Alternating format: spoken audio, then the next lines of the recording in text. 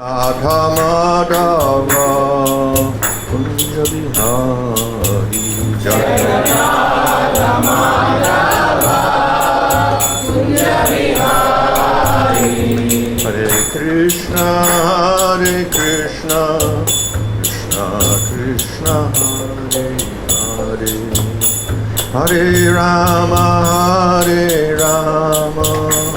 Rama Rama Hare Hare Hare Krishna Krishna Krishna Hare Hare Hare Rama Rama Rama Hare Hare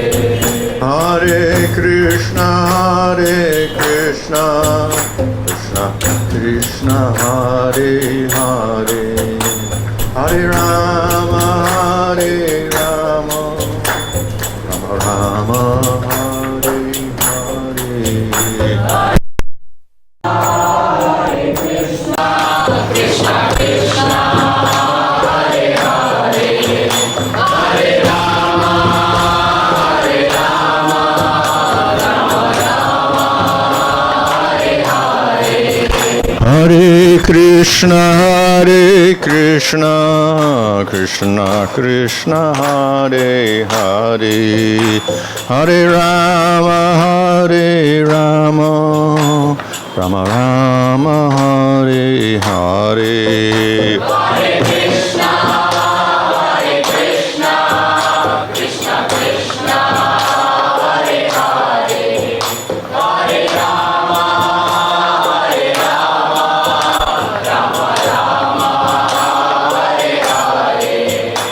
Jaya Prabhupada, Prabhupada, Prabhupada, Jaya Prabhupada, Jaya Prabhupada, Jaya Prabhupada, Prabhupada, Jaya Prabhupada. Jaya Vishma Paramahansa Maharajagacharya, Sadhusi Swadesi, Bhaktivedanta Samsara Prabhupada Ki Jai, Mahasana Sthako Ki Jai. प्रेम से कहो श्री कृष्ण चैतन्य प्रभु नित्यानंद श्री अद्वैत गदाधर श्री श्री श्री रामकृष्ण गौर गौर सारखंड गोवर्धन की जय वृंदावन की जय नवरत्नाम की जय गंगमुनथोसी भक्तदेव की जय नंद कोटि वैष्णव की जय समवेत भक्तवृंद की जय गौ प्रेमिनी all glories to some of the devotees, all glories to some of the devotees, all glories to some of the devotees, all glories to Shri Guru and Shri Garanga, all glories to Shri Prabhupada. Hare Krishna. So today morning it's our great fortune to have the very rare and valuable association of His Holiness Bhanu Swami Maharaj. His Holiness Bhanu Swami Maharaj is the ocean of transcendental knowledge, which is the gift of our parampara, which is what is given by the acharyas in their books. And he says, Rupa Raghunatha Pade Hoy Be Akuti. So, acharyas say that actually to understand the scriptures which are given by the, Rupa Goswami and other Jiva Goswami and other Goswamis later on in our parampara, these books actually contain the rare, valuable wisdom by which we can make our relationship with Shri Radha and Krishna. And these books have been revealed to the whole world by His Holiness Bhanu Swami Maharaj. Maharaj himself is the personification of this transcendental knowledge and realization. It's our great fortune to have association of His Holiness Bhanu Swami Maharaj. Come, let's welcome him by 3 times loudly chanting Hari Bol! Hari Bol!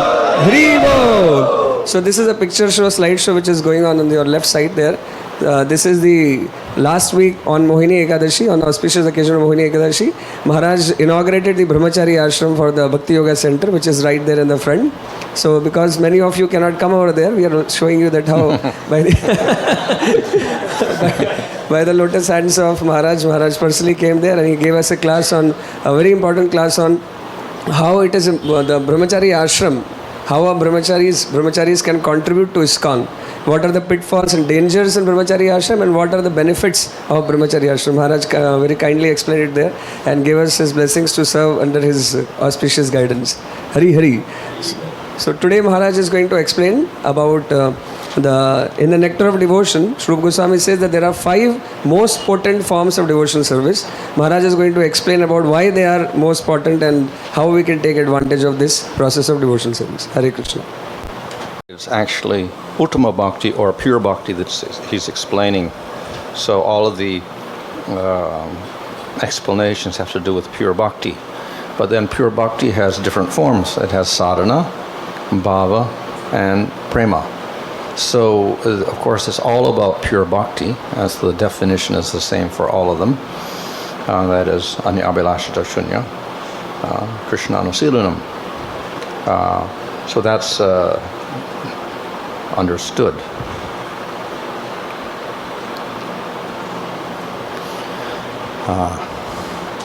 So the Bhakti itself actually is the Sarup Shakti of Krishna, or part of the Sarup Shakti, or the essence of the Sarup Shakti of Krishna. And it's through the Sarup Shakti of Krishna that Krishna manifests his name, his form, his qualities, his pastimes, the spiritual world. So everything is due to the Shakti, otherwise nothing is manifest. So everything, including Krishna himself, is manifested through his Shakti. And not only that, the experience of prema comes through Shakti, that's Hladini Shakti.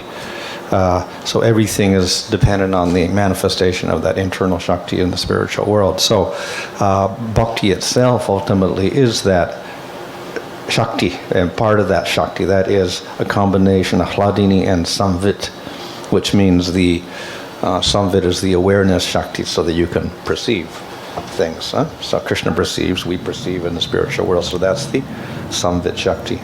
And the Hladini Shakti gives that experience in the spiritual world of bliss, happiness. So these things are combined in Bhakti. So it is essentially part of the Supreme Lord, and it's spread through the jivas in the spiritual world because they all have prema.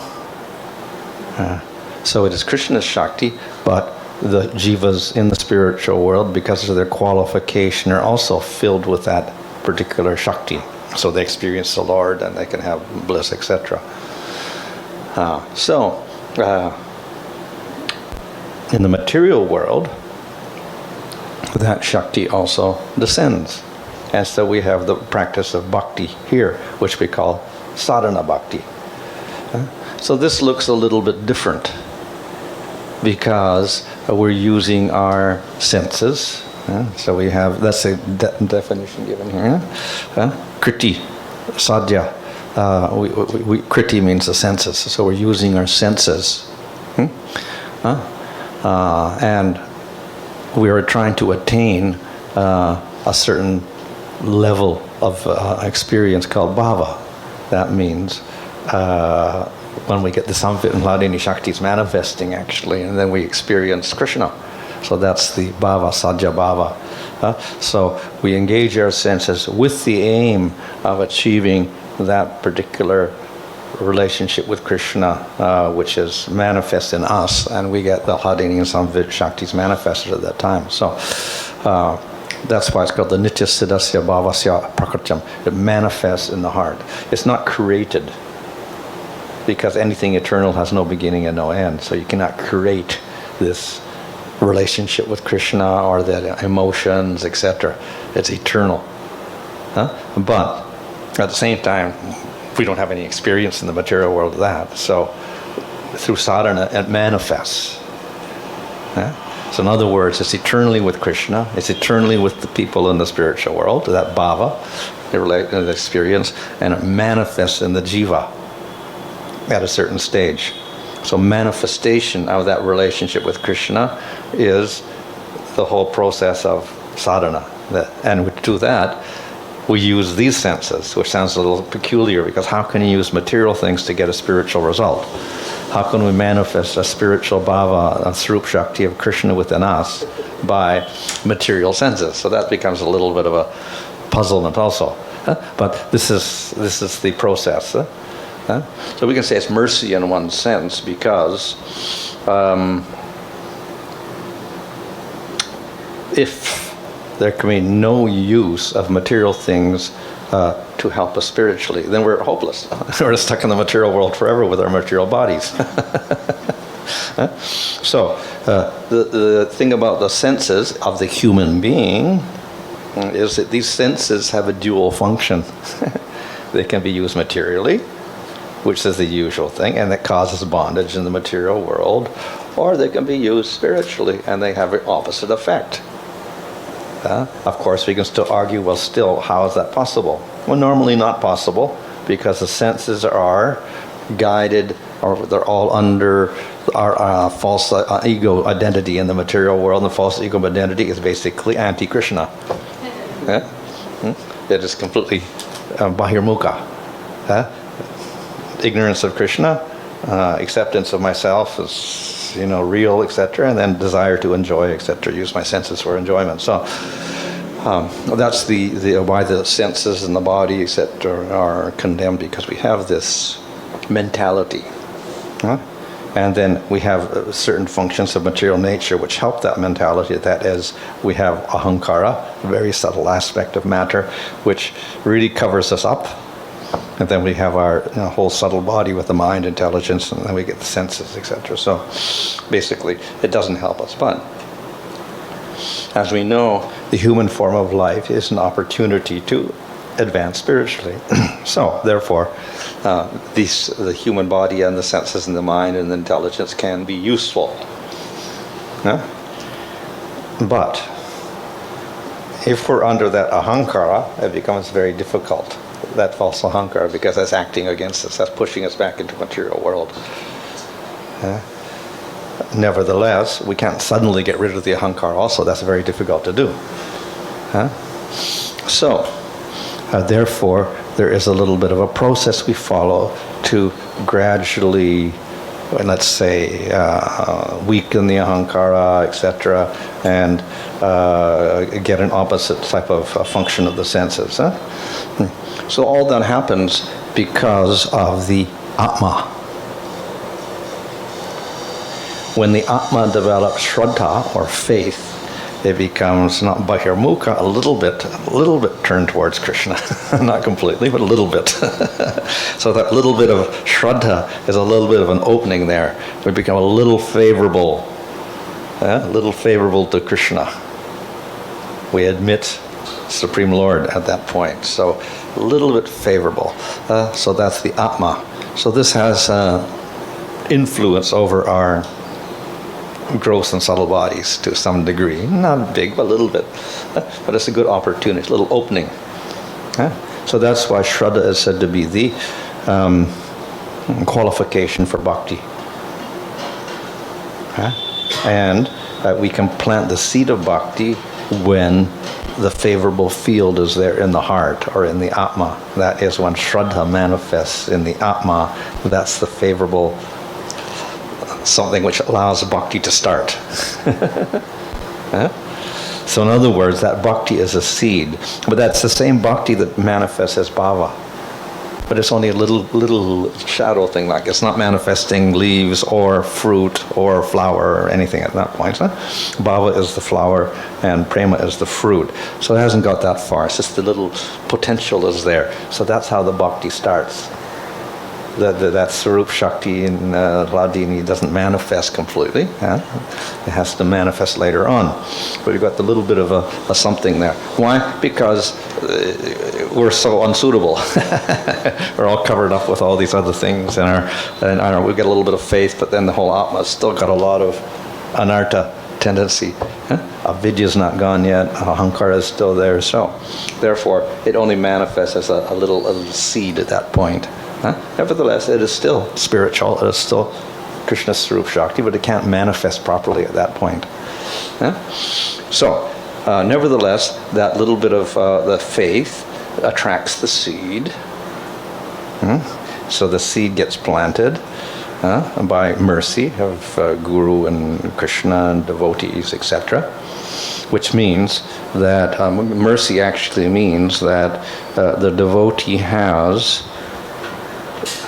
some of that Sarup Shakti also, the Bhakti Shakti, which is actually coming from Krishna and the spiritual world, but it channels through the devotee because the devotee's atma's got some more bhakti in it at that point.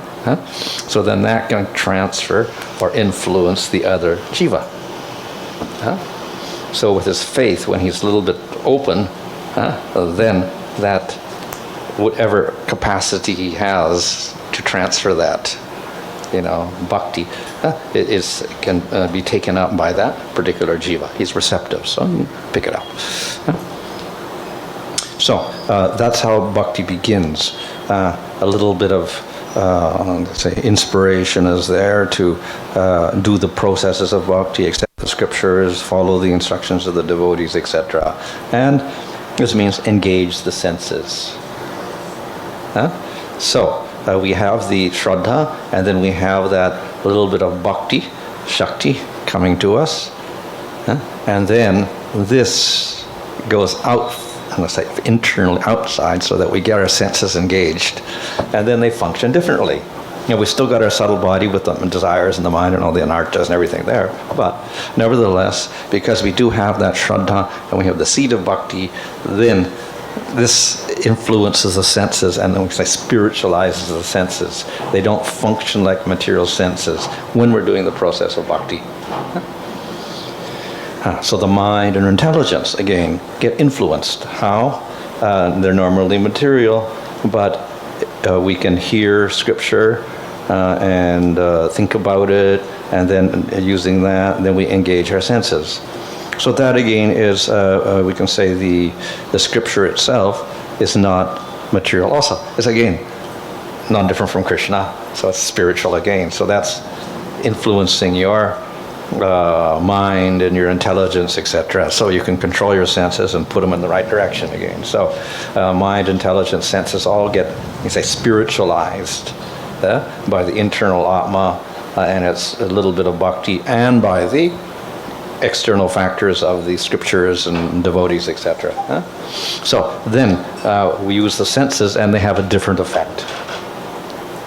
Even though there's the so-called material senses, and they're still under the ahankara and all those subtle bodies, they're still because of this counter-function of our little bit of bhakti and faith, plus the scriptures and their absolute, influence, etc., and devotees. Then we begin the process of bhakti, and we can engage, and then that little bit of inclination to the Lord that we have through that process in the Atma gradually grows and grows and grows until it manifests as Hladini and Samvit Shaktis in Bhava and then in Prema.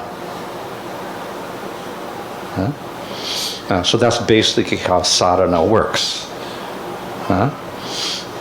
And therefore we have different types of engagements for those senses. And in the Nectar of Devotion, then Rupa Goswami, he gives 64 Angas of Bhakti, or different engagements of the senses, which are prominently mentioned in Scripture. Of course, there are others as well. He gives 64. But then, of course, it can be analyzed as 9, and we can stick all the 64 into 9 elements. Or we can stick the 64 into the 5 elements that Rupa Goswami mentions at the end of his whole section there, the 5 prominent elements, and then you can start putting them in these categories. That's what Bhaktivinoda Thakur actually does in Jaiva Dharma. I think maybe in Chaitanya Shikshamrita also. So he starts out with the whole 64, and then he puts them all into the 9, but we can stick them all into the 5 also. So in this way, all the different senses get engaged, and they can be, we can say, stuck into these 5 categories, which are chanting the holy. Actually, Bhaktivinoda Thakur also says the main 3 are Kirtanam, Shravanam, and Smaranam.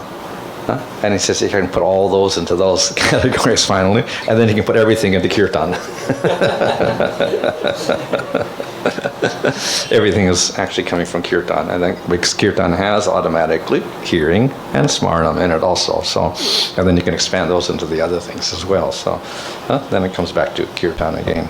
Anyway, he gives 5 of those engagements. That is the Kirtan, which means the chanting of Krishna's name, Of course, kirtan just means glorification. And then he also says, well, it can mean name, form, qualities, lila. So we can have lila kirtan, or we can have guna kirtan, or we can have rupa kirtan, or we have nam kirtan. All those are kirtan. Of course, the Kali Yuga Dharma is nam kirtan, but then it becomes nam sankirtan also. So it's basically the name of the Lord, nam sankirtan. The other ones require a little more skill, whatever, in doing. Anyway, the idea of the kirtan has become the main anga, or the main principal way in which we do our devotional service. And also, when we do the other ones, it should be accompanied by chanting of the holy name. So it's the mainstay of everything else. So, of course, one reason is Yuga Dharma, and Scripture says that in Kali Yuga the main process is chanting the name of the Lord, so therefore we have to follow that instruction. However, it's not just because Kali Yuga requires a more simple method, that's also there, but and people are less qualified in Kali Yuga, and holy name is open for everyone, whereas previous Yuga deity worship was there, but you need qualification for deity worship, so not everybody's qualified by just being born in the material world, so you have to get some training and qualification first. So then Kali Yuga, everybody can chant the holy name, so in that sense it's the Yuga Dharma. But then apart from that, the kirtan is very special because it's also the most powerful process of all. All the processes of bhakti are very powerful, and like taking prasadam, you can go to the spiritual world, or by pulling the rath cart, you can go to Vaikuntha, whatever like that. They're all very powerful, but particularly Nam Sankirtan is considered to be the most powerful of all.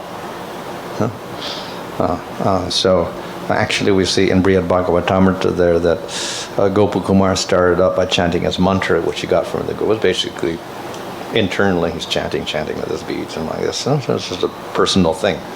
And he did that for quite a lot of, maybe a lifetime as a Brahma or something like that, until he got up. And then one time he met the Vishnu Dutas, and they said, you got to do kirtan. Then he began switching over. And then later on when he got to Dwarka, then Narada Muni again started glorifying kirtan. Kirtan's the thing that's going to take you to Goloka. So then he switched to kirtan later on. So in other words, kirtan, though mantras are also the name of the Lord, but they are a little bit different. They require qualification, etc. The name is just names of the Lord. So it's simpler and requires less qualification. It doesn't need diksha or anything, but it's more powerful.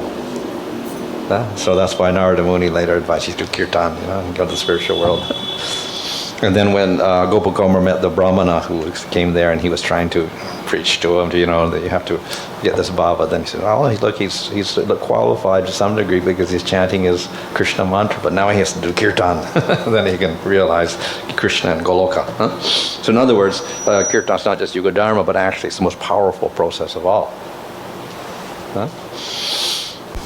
So that's why we emphasize it. There was an interesting thing I just heard last night with some doctor who had a brain hemorrhage, or a brain something or other virus in his brain, and he went into coma for a few weeks like that, and he was almost dead.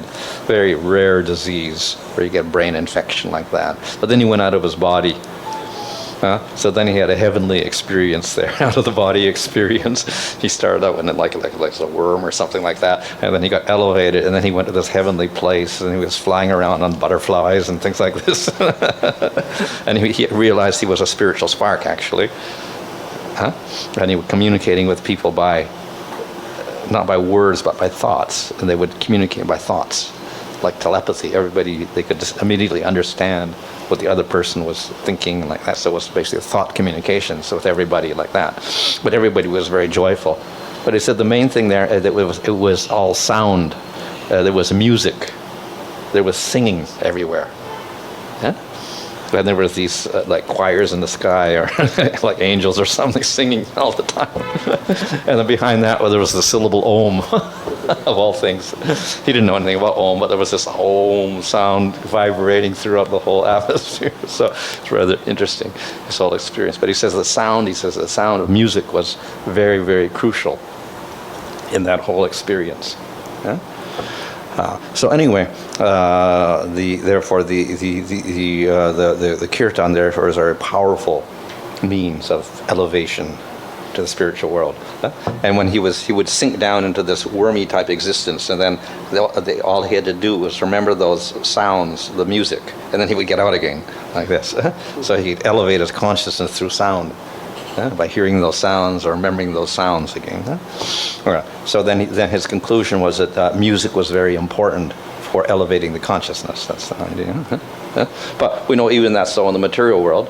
And materially speaking, they did experiments with sound and music and stuff, and they found that if you have music, nice music, then you can cure yourself quicker from diseases, etc. Or if you have music, you get rid of stress, and like this, in a peaceful state like that. And even, it repairs the DNA also, if you have good music. So even material music like that has some interesting influence on the physical body, even what to speak of spiritually. So then, spiritually speaking, also is there. So basically, it is vibration. Or we can say that everything is vibration. If you go into, physics and everything like that, and you see the molecules are vibrating, everything is vibrating, space is there, and the vibrations in space, etc. And then we can say that this is material vibration, which is very gross. But then we have consciousness, that the Atma is conscious. It's a conscious being. So it's also, it's got some vibration because it's the conscious thing. And it can emit vibration, also very fine vibration compared to the material, the atoms, etc. So the consciousness is not a byproduct of the brain, like people used to think. And this is what the conclusion of this person that had the brain hemorrhage. And he says, because he was a brain scientist or something like that, involved in neurosurgery and all this sort of stuff. Then he realized, it's got nothing. Consciousness got nothing to do with the brain. Brain is the filter of that consciousness, which puts it down on a lower level so that you can do things in this world. But actually, the consciousness is something much higher than that. But we because it's going through the brain, then we lose our higher perceptions, and we end up, on a very limited level. Our perception is very limited, our understanding is very limited. But actually, it's much higher than the brain. So anyway, therefore, that consciousness is actually also, we can say, a vibration. But when we're Bayarmukha Jiva, when we're in the material world, that vibration's all messed up. It's not coinciding with the spiritual vibration, actually, which will give you happiness. It's on a different level. It's all like discordant. So the idea is how to get that consciousness of the jiva back in its regular, resonance or whatever, harmony like that. So therefore, if we have the spiritual sound, vibration, then that will help to get the jiva's consciousness back on the right level. So we have spiritual vibration, and then it'll resonate with the jiva, and it'll help him develop or correct his, disharmonious vibrations and get him back to the proper vibration again. So that's why we can use sound, mantra, music to elevate the jiva. A very, very powerful thing. It's all vibration. Okay, so anyway, we have the kirtan as the main anga of devotional service, engaging the senses, as I said.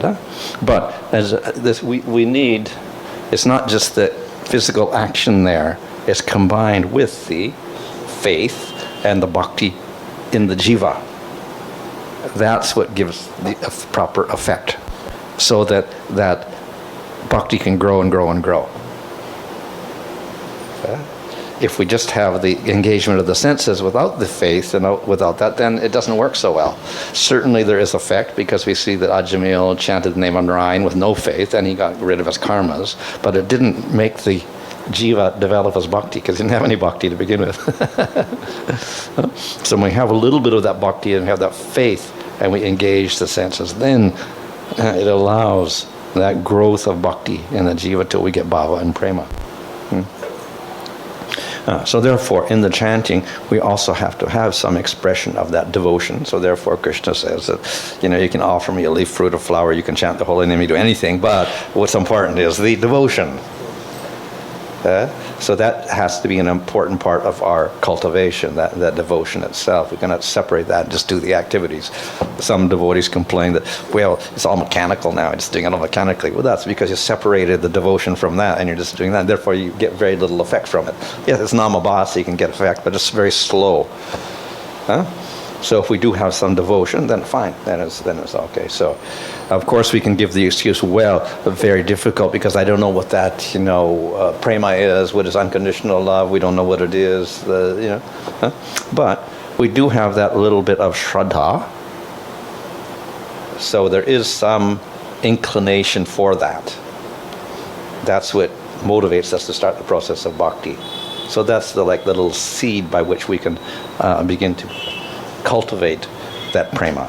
It's just a seed, but we can cultivate it at that point. So we cannot separate the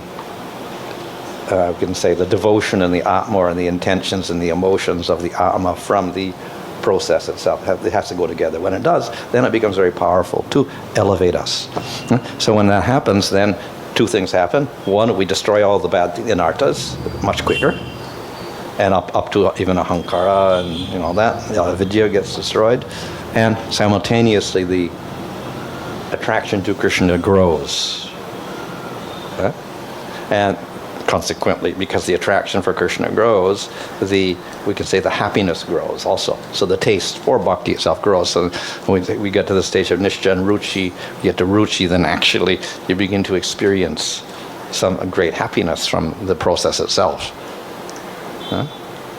Which acts as a further impetus to go further. And so after that, the progress is quite quick into ashakti and then to bhava. So therefore, there's a gradual growth. It's not that suddenly bhava manifests. It's a growth of attraction for Krishna there. And the only way that happens is because we're constantly engaging our senses with that sort of devotion. And that helps us. So through that process, whatever little devotion we have, engage our senses in the proper process according to scripture, or we're following the order of Krishna and all in sense like that. By this, then we develop more attraction to Krishna. So in this way we gradually advance. And then finally in bhava, then you can actually manifest your spiritual senses, and you can see Krishna with those spiritual senses. So in other words, we start out with material senses with the little bit of devotion, and then gradually as we keep doing that, your devotion develops, and then your spiritual senses start developing. In that process, by engaging our material senses with devotion, then our spiritual senses begin to develop. And then finally we can see Krishna. So this is a process. As the bhakti grows, then Krishna becomes more attracted, because he's interested in bhakti. And then at bhava stage, it's sufficient that you can see Krishna, and he is very attracted, so he manifests himself. So this is the very, the process by which it works. So then we have these different engagements of Angas of bhakti. So the first one was the Kirtan. So chanting the holy name is considered very special because it's the name itself with no namaha, no mantra, anything, just the name of the Lord is very, very powerful. It can, of course, one thing is you can, the mantra, you cannot reveal it to other people. It's secret. So it's silent, so you can't sing it.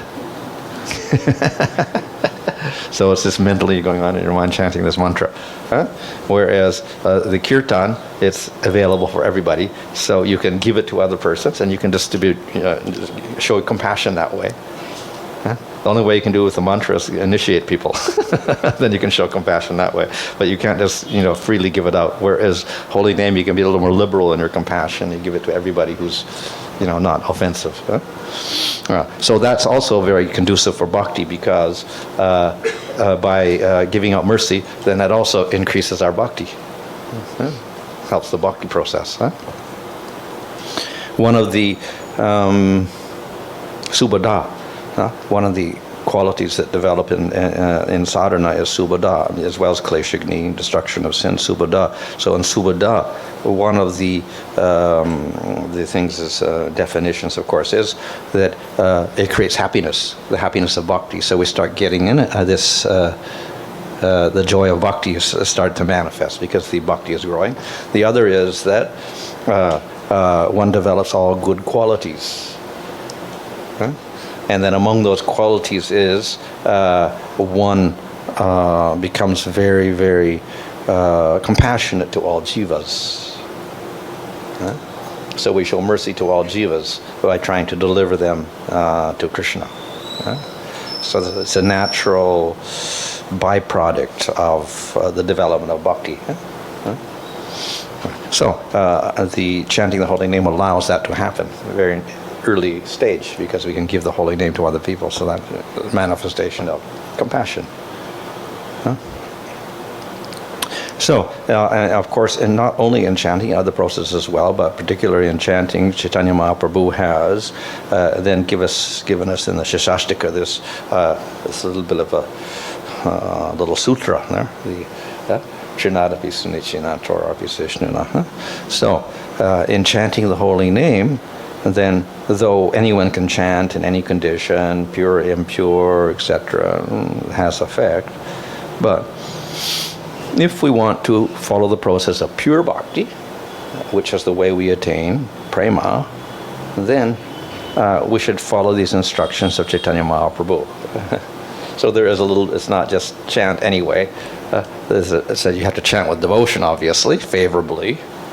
And then included in that favorability is these particular things like lower than a blade of grass, tolerant than a tree, don't respect all other living entities, which is a natural result of accepting our position as servant of Krishna. All of these are natural things which will happen, because if we are the servant of the Lord, then we have to admit our own humble position. And the more we progress in bhakti, the more humble we become. So Sanatana Goswami points out that the gopis have the most humility. They consider themselves the most fallen of all. Because the more we appreciate Krishna, the more we realize our own incompetent state, our low state. So therefore humility is inherent in the process of bhakti itself. And then tolerance, like the tree, means that we don't get disturbed by our situations, just like the tree is blowing in the wind and it doesn't complain, or it's in the sunlight, and in either case it carries on its own functions of giving its fruit and its shade and whatever. So the devotee in the material world also tolerates all the situations, all the whatever looks like bad karma or whatever, all the miserable conditions that may afflict him. He tolerates those conditions, understanding it's only something to do with the material body, and with the higher idea that Krishna has some plan. So this is something for him, some sort of lesson for him. Of course, we know that karma itself is a lesson. And in the bigger plan, Krishna has some plan for him. So it's for his own good somehow or other. So he tolerates that situation and continues with his devotional service. So that's also inherent in the process of bhakti, that we submit ourselves to the will of Krishna. Of course, that's also there in Atmanivedana, or in Saranapati. One of the qualities is, okay, we're just, we're at the will of the Supreme Lord. He's our protector, so whatever he does is fine. And to give respect to all living entities. We're in no special position. The only special position we got is because we got a material body, that's all. And then in the material bodies maybe higher or lower or something else, but that's all superficial. Essentially we're all little particles of consciousness, like this. And every jiva is like that in one sense. So therefore we have to see all these jivas as also servants of the Supreme Lord. So we respect all living entities, and we don't respect. So that's kind of essential in the whole process of bhakti itself and in chanting the holy name. So if we have these attitudes in chanting, then it becomes quite effective for us. Okay, so we chanting is the main process. I said it's a very powerful process to invoke. The problem is that because we have a material body and we still have Baihirmukha tendencies, and you have anartas and everything like that, influence is less. We have blockage. It's just like the sound. We need a receiver to pick up the sound so we can amplify it like that. And if the receiver is not proper, then you don't get much stuff, or you get a lot of static or something like that. You have a radio or something, and turn on the radio, and then suddenly you get all static, and you can't even hear anything because it's so bad. So we got all these anartas and everything, so that interferes with the spiritual vibration. The holy name is spiritual, and it's never anything else, can't be contaminated, but we don't allow its influence in because we got so much contamination. So all we get is a little bit of static in the beginning, maybe. So we get weak influence due to all of our anartas. But the qualification is we do have the Shraddha and a little seed of Bhakti, so a little bit can get through. So we get a little bit of the influence coming through. But if we practice, then gradually those impurities or whatever, and we can say we refine our receiver, get a little better receiver, so we get more clear message coming through. So in other words, we get a little more effective influence of bhakti and chanting the holy name because we get rid of our anartas. So the interesting thing is that the whole process of receiving starts destroying all these things. So the longer we do the process then properly, then automatically all these anartas and stuff go away. So our reception gets better and better and better automatically by the reception process itself. That process itself starts destroying all the interference. And this way we can progress. So we go from, let's say, a namabhas where we don't get much effect until we get pure name, where the clouds are gone out or the obstructions are gone, and we get much better effect. But still, even if the effect is strong, still we have to grow. The tree, the seed has to grow up. So of course it grows better if there's pure sunlight and there's no clouds. So if we're chanting pure name, then we don't get the obstructions, and the growth can go on much quicker. So not only we have to come to the Suddha Nam process or Suddha Bhakti process, but also there has to be some time of cultivation so that it grows 2 leaves, and then it grows flower, then it makes fruit. So it takes some time also. So it's a cultivation. So the main one was the chanting of the holy name. But very important is Shravanam. Shravanam is hearing. So it's hearing topics of Krishna, glorification of Krishna, what his name, form, qualities, activities, and hearing about Sambandha Gyan, etc. So Sambandha Avidya Prayojana are the basic topics of Scripture. So that's what we hear about in relation to Krishna, everything in relation to Krishna. So therefore the ear is also engaged in this process. So there is sound involved in here. But of course, we can say that Kirtan also is involving the ear, because we hear. So a Kirtan itself has Shravanam. So apart from hearing the name through Nam Kirtan, then it is very important that we also get the scripture. So without that, it's very difficult to advance. Theoretically, of course, we can get the mercy of the Lord and chanting the holy name, we could advance, but generally we require association of devotees, and association of devotees gives scripture. So it's generally required that we also take knowledge with us. So if we have knowledge, now this is scriptural knowledge, so therefore the knowledge is not just material buddhi operating, it becomes spiritualized again. So whatever we absorb with our intelligence at this point is not the material function, it's the spiritual function of our intelligence and our mind operating to gather the information from scripture and come to the right conclusion. So it's spiritual intelligence operating here. So with this scripture then, we get guidance on determining, what the goal is. And the only way we can determine a goal is first to determine what we are. If we don't know what we are, we can't determine what our goal is. So therefore, to determine what we are, we have to analyze our situation in relation to the material world and with Krishna. So we have to accept one, Supreme Lord, a Jiva, us, and material energy. Those three things at least we have to accept as basic realities. Right? And then based on that, then we can decide our goal, how we want to relate. So we can speculate in many ways on the relationship. We can get to the idea, okay, Supreme Lord or something is there. But even through jnana, to some degree, logic, one can conclude there is something beyond material world, some spiritual entity. And that's what many scientists do. They say, okay, there's something there. Even Einstein said, okay, there must be some intelligence up there, But beyond that, very difficult to conclude anything. So if we want more information about what that supreme whatever it is, then we have to go to Scripture. And Scripture gives us three things, Brahman, Paramatma, and Bhagavan. And then in Bhagavan, then we have various forms of the Lord. So we get all sorts of details about who is the goal there. And then to establish what is our particular experience, our goal, then ultimately we get to the highest happiness, which is prema.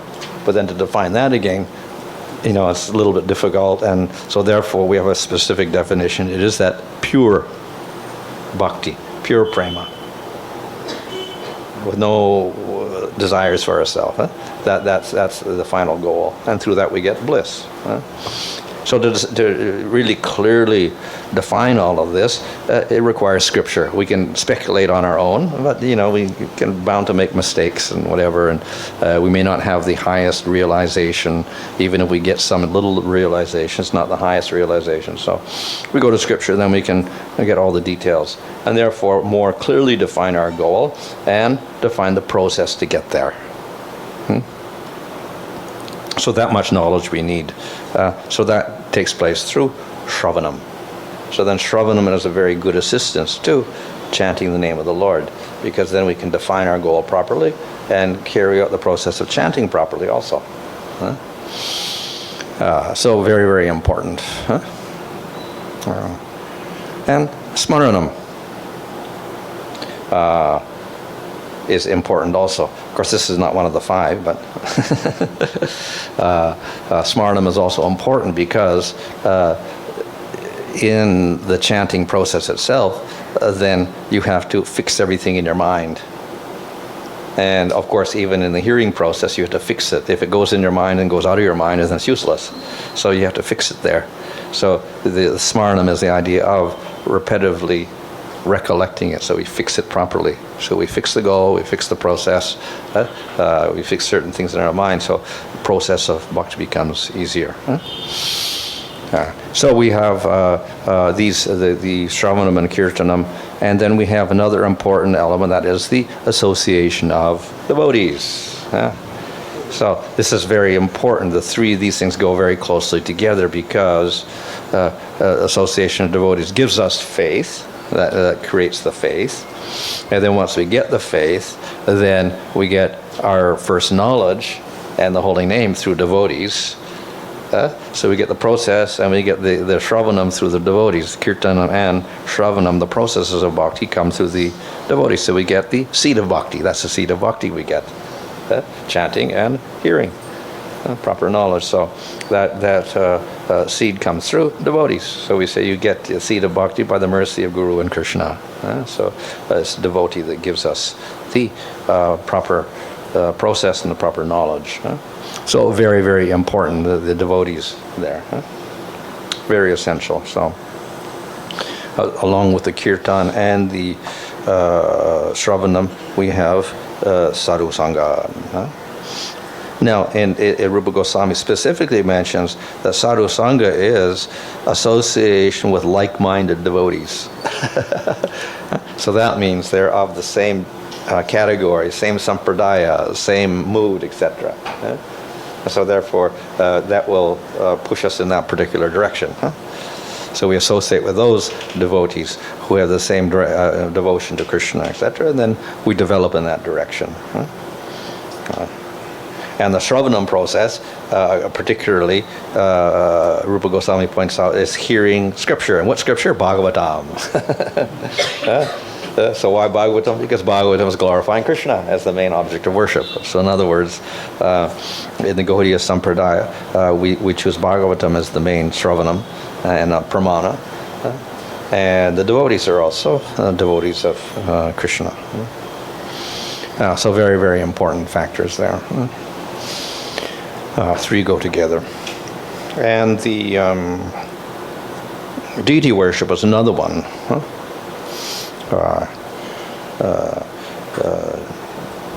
The deity is important to engage the senses and the eye. Of course, it's also a secondary in the sense that you have to take diksha to do the deity worship, etc. So there's a little higher qualification there. But the benefits are that we can engage the senses, different senses in serving the Lord. You can use your hands and your feet and whatever like that, as well as your eye in serving the Lord. So this gives us a little more use of our other senses. So that's one of the things. And the other is it can be directly related with the Kirtan process. So often we hear descriptions in Bhaktivedant's work and other places that the serious devotee then he chants the holy name, and then he sees the deity form of the Lord, and he connects that with his chanting. So in other words, maybe difficult, we're chanting the name of Krishna, but who is Krishna? So then, if we have the deity, we can say, okay, the deity is there, that's Krishna. So then when there's no speculation on our part about who is Krishna in the name, the deity is there. And then, of course, in Bhava state, the deity becomes the name itself, and we realize the deity is Krishna and the name is Krishna. So in any case, the for process of deity worship engages our senses, and again, it's a process of bhakti, so it also increases that in devotion by constant engagement. And of course, we can offer things to the Lord and do many things. So it's an active type of process. And we see that many of the great devotees had deities and worshipped the form of the Lord. So the Goswamis had deities, and Vishnu Chakravarti had deities, Baladev Vijayabhusan had a deity. So they all had the deities and they worshipped them. So it's also a very powerful process. And we see that as the devotees advance and they're worshipping the deity, and then sometimes the deity actually interacts with the devotees. So of course on Bhava stage anything can happen. Therefore the deity also was non-different from the Supreme Lord. That's another form. So that's one way in which the Lord is accessible to the people of Kali Yuga through the deity form. And so we cannot see, well, then we can see the deity. So this is one way in which we can advance by looking at that form. So the last one of the five was living in the holy dham, which we may think is a little bit why that's there, living in the holy dham, because most people don't live in the holy dham, so how can I practice? So Jiva Goswami says in one commentary that actually if you don't live in the holy dham, you can think of the holy dham at least.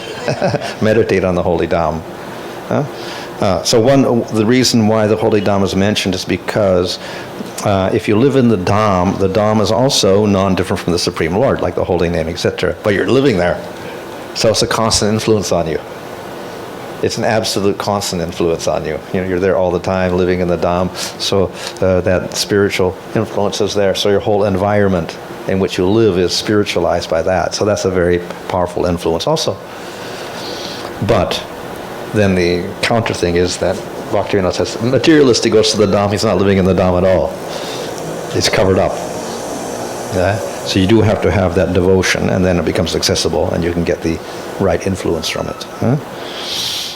So if we cannot live in the Dham, which is the case of many people, then, of course, thinking of the Dham, meditating on the Dham is one. And the other, of course, is, it may not be Vrindavan or whatever, but if we have a temple also becomes a Dham. Wherever you worship the Lord, even a shalagram or whatever, that also becomes the holy tirtha. So if we have deities then, and we're associated with those deities, then it also purifies the whole atmosphere around us. So this, of course, points out the fact that environment is also very important. Apart from devotee association and our individual practice, the environment in which we live is also important and has a factor, an important influence on us. So we have to be, we can say, modify our environments to make it spiritual as much as possible. So these 5 are considered to be the main items, and if we can somehow practice these, then we can advance very quickly. I think we're finished.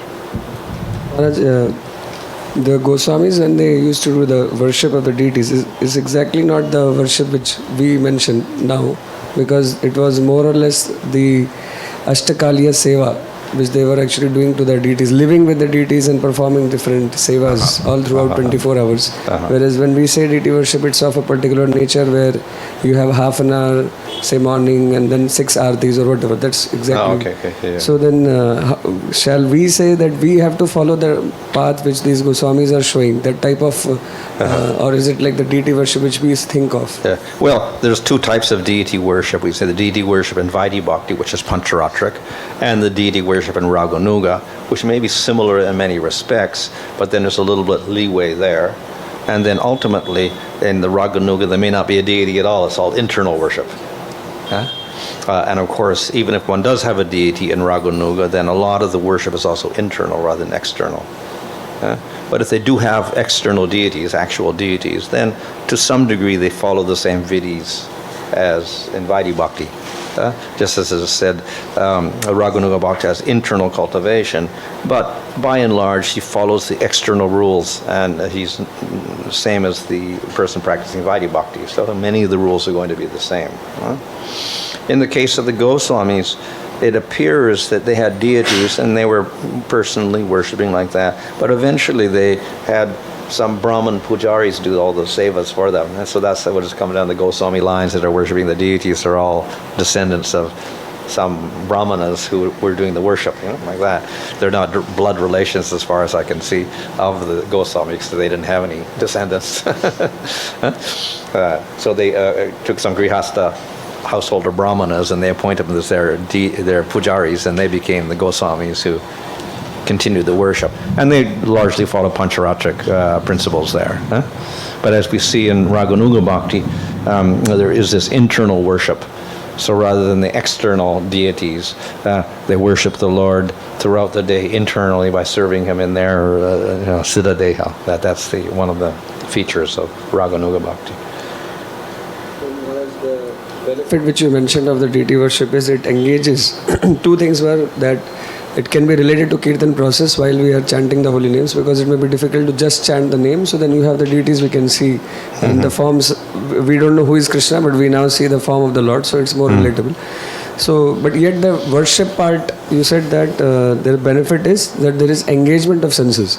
So my question is, in Sri Chaitanya Mahaprabhu's movement, Sankirtan movement, where he asks us that we should actually preach this message also, not just chant the names, but actually give this to others. So is it that the engagement of senses is already, is it not there? Because we have to do so many other things. If we have to preach, we have to, like making of a presentation, speaking, arranging programs, cooking for the program, etc. It's so much engagement of senses. Well, the distinguishing factor of deity worship is it's directly related to the Lord. So you cook for the Lord, you make dresses for the Lord, you bathe the Lord. Whereas if we're preaching or doing that's a little bit indirect, so where's Krishna there? You're not doing it exactly for Krishna, like directly. Whereas a direct service there, that's the only difference. But Lord Chaitanya actually, when he was traveling and preaching, then he didn't emphasize deity worship. He just said, chant the holy name, chant the holy name. That's all he said, That's it, nothing else. So technically to do deity worship, then you have mantras. To get the mantras, you need diksha, etc. So it's a little bit of a more, cumbersome process. And if you're just sitting in one place as a grihastha generally, then you could do that. But otherwise, his main idea is that everyone just let everyone chant. That was his main preaching. Like you said, internally we have to the devotees internally accept a form of the Lord and they worship. So like if our Ishtadev being Sri Chaitanya Mahaprabhu, so is preaching not a service directly offered to Sri Chaitanya Mahaprabhu, although maybe it is indirect in the sense that that we are doing something related with material things, but then if we are offering it and seeing it as what is the wish of Sri Chaitanya Mahaprabhu, so is it not worship of Sri Chaitanya Mahaprabhu? Well, all these Angas of Bhakti are worship of the Lord. Hearing, chanting, remembering, bowing down, parikrama, they're all actually related to Krishna. So it's all worship in that sense. So it's all bhakti, and all bhakti is worship, seva for the Lord. So everything is, even sadhusangas, worship of the Lord also. So they're all things. It's only that the deity worship is just that direct interaction. But as I said, the emphasis of Lord Chaitanya was simply chant the holy name, not the deity worship. So he doesn't instruct everyone should have deities or anything like that. Everyone should chant the holy name. So the emphasis is on chanting and expanding that chanting. That's the main process for everyone. In that, some people need that direct. So then they have deity worship like that. It's not that you have to have it. And some people, of course, obviously, the name itself is not different from the Lord, so you can directly relate that way also.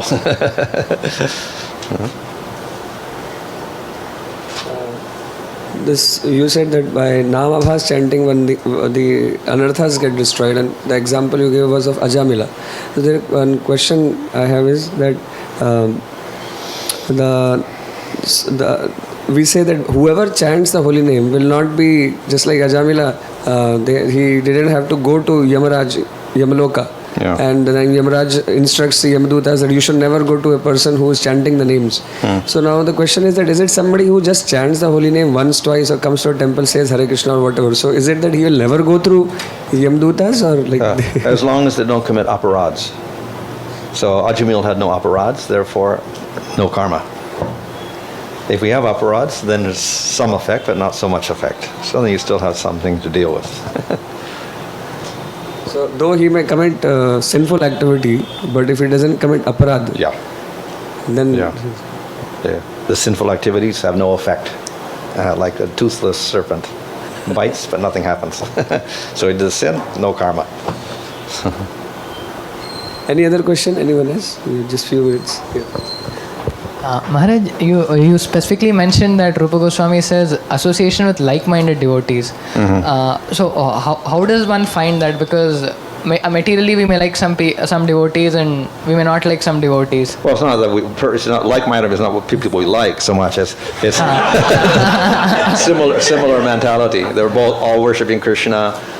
In other words, and in Krishna then it's Gaudiyas Krishna rather than Vallabha Krishna or whatever like that. So Madhurya Rasa emphasis like that. Or if you're in Sakya-rasa, then Sakya-rasa devotee like that. So in that sense, like-minded. And Maharaj, also in Harinam Chintamani, Bhaktivinoda Thakur says that Harinam and Jiva are the only spiritual entities.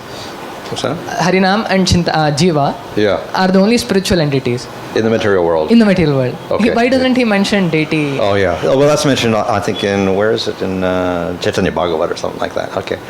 So the deity also is a form in the material world. Yeah. Anybody else has any question? Yes. Of course, the deity worship has to be connected with Kirtan also. Otherwise, it doesn't become effective in Kali Yuga. Like in that same association with like-minded devotees, when we are reading Bhagavatam is meant for all the sampradayas. So when we are reading Bhagavatam, different like Vishnu and everyone are there. Yeah, even Mayavadis were there here listening to that, and Karmakandis were listening also. So it's for everybody, but the people that get the essence are the more fortunate ones. But Krishna is mentioned only in 10th canto in Bhagavatam, which we are specifically focusing on. So other cantos are also... So the devotees relate those stories of other avatars and other events to Krishna. And they understand that the glory of whatever avatar is there is also the glory of Krishna. And that all the qualities and Shakti that's in those avatars are in Krishna also. Any last question? Anybody has questions? Raise your hand, please. Okay, anyone else has last question? Anyone else has read it?